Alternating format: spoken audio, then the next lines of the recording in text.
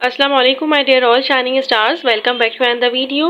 This is Maru Khan. Hope you all are doing well. So आज की video में हम लोग 16.3.5 टॉपिक करेंगे लाइक यहाँ पे एंटागोनिस्टिक मसल्स की बात हो रही है।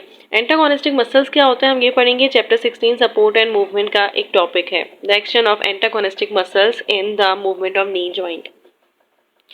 पहले तो एंटागोनिस्टिक मसल्स की बात करते हैं। एंटागोनिस्टिक मसल्स वो मसल्स होते हैं जो एक दूसरे के अपोजिट काम कर रहे होते हैं। अगर एक मसल रिलैक्स हो रहा होगा तो एक मसल दूसरा मसल उसका कॉन्ट्रैक्ट हो रहा होगा, तो ये होते हैं एंटागोनिस्टिक मसल्स।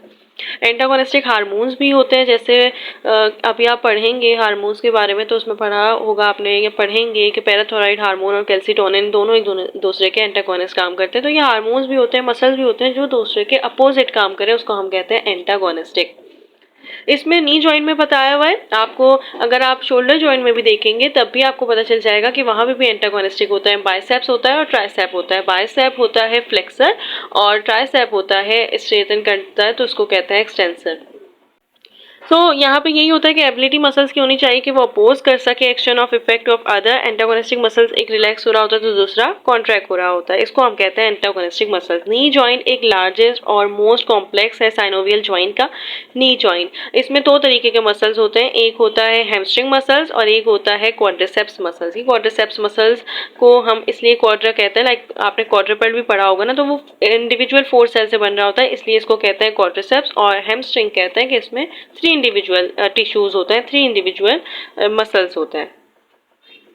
यहाँ पे ये कहते हैं कि ये नी जॉइंट कैसे फॉर्म हो रहा होता है। तो नी जॉइंट पढ़ने से पहले पहले आप स्केलेटन देख लें। देखिए पैटिला बोन होती है, घुटने की हड्डी को हम कहते हैं पैटिला बोन।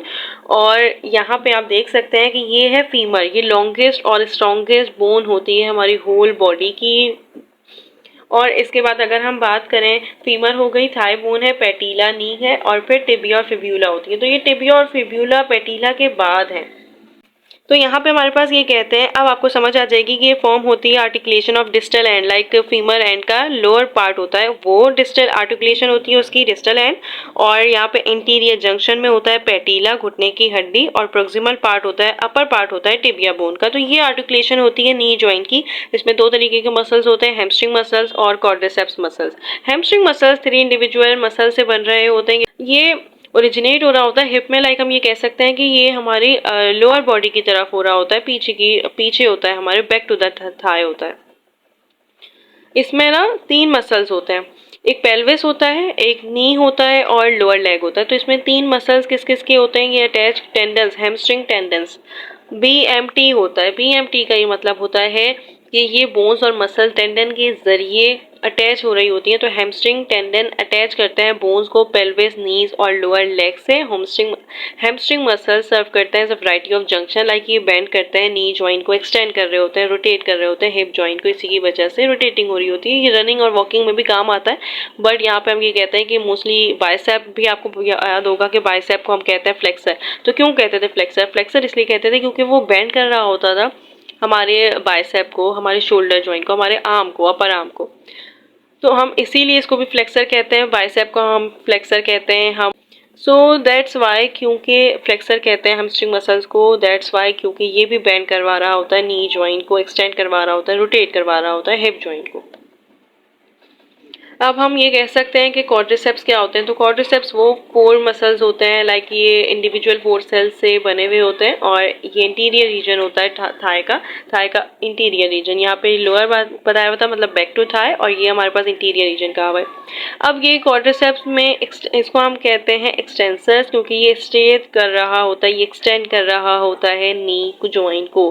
क्वाड्रिसेप्स मोस्टली यूज हो रहे होते हैं, मोस्टली एक्टिव होते हैं किकिंग में, जंपिंग में, साइकिलिंग में, रनिंग में, क्योंकि ये हमारे interior knee joint, like interior muscles होते हैं।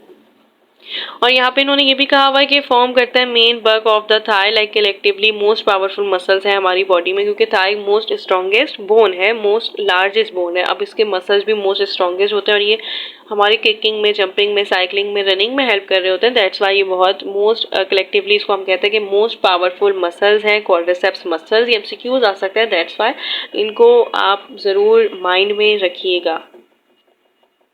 सो यही था, आई होप समझ आ गया होगा। बस ये एंटागोनिस्टिक मसल्स याद करने होते हैं कि एंटागोनिस्टिक मतलब एक दूसरे के अपोजिट काम कर रहे हैं, एक एक्सटेंड हो रहा है तो दूसरा स्ट्रेट हो रहा होगा, लाइक एक कॉन्ट्रैक्ट कर रहा है तो दूसरा रिलैक्स होगा। तो ये होता है। अगर आप लोग अपने शोल्डर जॉइंट का भी देखेंगे तो अगर बाइसेप और ट्राइसेप के बारे में, बाइसेप होते हैं अपर आर्म के बोन, वो बाइसेप होते हैं अपर आर्म के मसल्स। तो जब वो रिलैक्स कर रहे होते हैं तो ट्राइसेप हमारा कॉन्ट्रैक्ट हुआ हुआ होता है, जब बाइसेप कॉन्ट्रैक्ट कर रहा होता है तो फिर ट्राइसेप रिलैक्स होता है। तो ये एंटागोनिस्टिक मसल्स होते हैं, एक कॉन्ट्रैक्ट करेगा एक रिलैक्स करेगा। So that's it, I hope समझ आ गए होंगे।